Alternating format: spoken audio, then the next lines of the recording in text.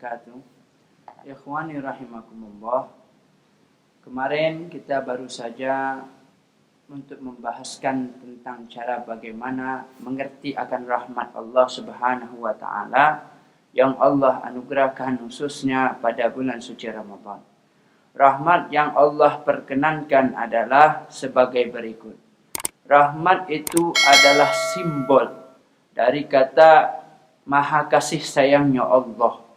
Sampai dinyatakan dalam sebuah hadis qudsi potongan maknanya, andai kata hamba-hambaku di alam dunia mengetahui betapa aku menyayangi mereka, niscaya mereka tidak akan teringin hidup yang namanya merasakan kehidupan di alam dunia. Ma'asyiral hadirin, adapun cara untuk menggapai rahmat Allah Subhanahu wa taala, kita telah diberikan sebuah tuntunan ajaran oleh baginda Nabi Muhammad sallallahu alaihi wasallam. Di antara salah satu untuk menimbulkan atau untuk mengundang rahmat Allah tersebut adalah rasa saling pedulinya kita kepada saudara se-Islam atau sesama muslim. Kenapa? Karena saat ini kita banyak sekali terlalu berputus asa kepada rahmat Allah Subhanahu wa taala. Sedangkan Allah firmankan di dalam ayat suci Al-Qur'annya, Allah berfirman, "Wala tai'asu mir rauhillah."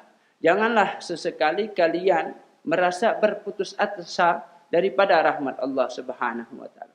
Apa yang kita fahami daripada kalimat rahmat tersebut? Rahmat Allah itu akan diberikan kepada seorang hamba yang mana seorang hamba tersebut ada sifat kepedulian yang mendalam. Seperti mana baginda Nabi Muhammad kita sallallahu alaihi wasallam mencontohkan, sehingga dinyatakan di dalam sebuah kalimat Abu Sufyan pada saat itu, ma ra'aitu ahadan yuhibbu ahadan kahubbi ashabi Muhammadin Muhammadah. Tidak pernah aku saksikan sepanjang riwayat hidupku, tidak pernah aku dapati satu sosok manusia yang menyayangi sahabatnya dan sahabat yang menyayangi dia melebihi daripada dirinya sendiri. Ini tidak didapati. Nah, dengan rasa kasih sayang tersebutlah salah satu tanda cara Allah akan merahmati kita. Ma'asyiral hadirin ikhwani rahimakumullah. Saat ini kita mengaku diri kita Islam. Kita mengaku diri kita sebagai umat baginda Nabi Muhammad. Namun ketika datang puasa bulan Ramadan, kita lebih sibuk memenuhi wejangan-wejangan berbuka. Kita sibuk untuk mengenyangkan perut kita ketika sahur. Namun pernahkah kita terfikir apa sih yang dimaksud arti puasa tersebut? Sedangkan puasa dalam artinya al-imsaku anil mufattirat min tulu'il fajri hatta ghurubis syamsi, yaitu menjaga jiwa raga diri kita dari suatu perbuatan yang membatalkan faedah puasa tersebut.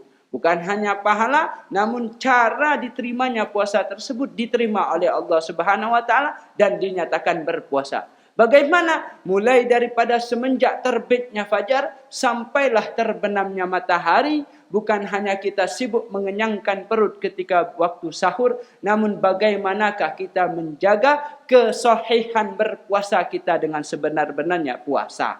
Antara salah satunya yaitu kita harus mempunyai kepedulian yang tinggi kepada saudara kita.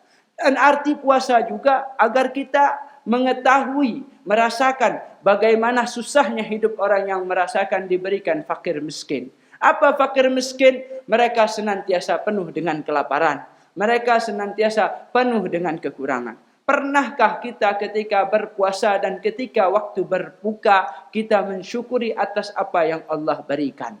Terkadang kita lebih banyak menggerutu, terkadang kita lebih banyak mengkomplain atas wejangan di hadapan kita. Namun kita tidak pernah mengambil iktibar contoh yang begitu besar ketika kita menelan atau meneguk sebuah segelas daripada air, kita mensyukuri air yang Allah telah perkenankan kita meminumnya. Setelah kita menyuap nasi, Kita bersyukur atas suapan nasi tersebut yang Allah telah berikan dan perkenankan kita menelannya. Bukan sibuk dengan wejangan yang mewah, bukan sibuk kita penuhi tempat rumah-rumah makan, namun pernahkah kita memperdulikan saudara-saudara muslim kita yang kelaparan? Ikhwani rahimakumullah, banyak di antara umat muslim, terlebihnya al-fakir sendiri, lebih sibuk menahan rasa lapar, lebih sibuk dan lebih egois, namun tidak sesekali melihat tetangga ataupun kaum kerabat kita yang peduli dan memang memerlukan kepedulian kasih sayang kita sesama saudara semuslim.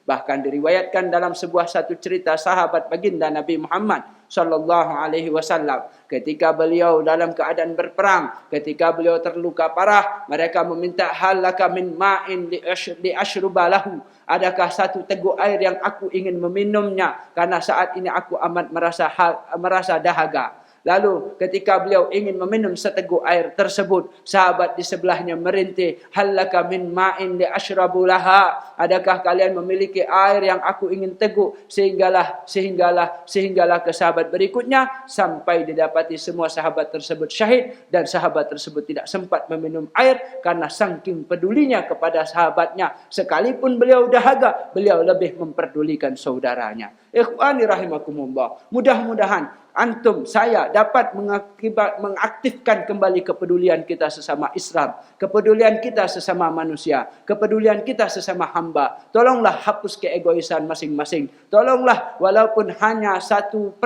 yang bisa kita lakukan, walaupun hanya 1 teguk air yang dapat kita berikan, walaupun hanya sesuap nasi yang kita suapkan, tolonglah dijaga dengan sebenar-benarnya hakul muslim alal muslim. Mudah-mudahan saya dan antum adalah golongan hamba yang diridhai dan dirahmati Allah.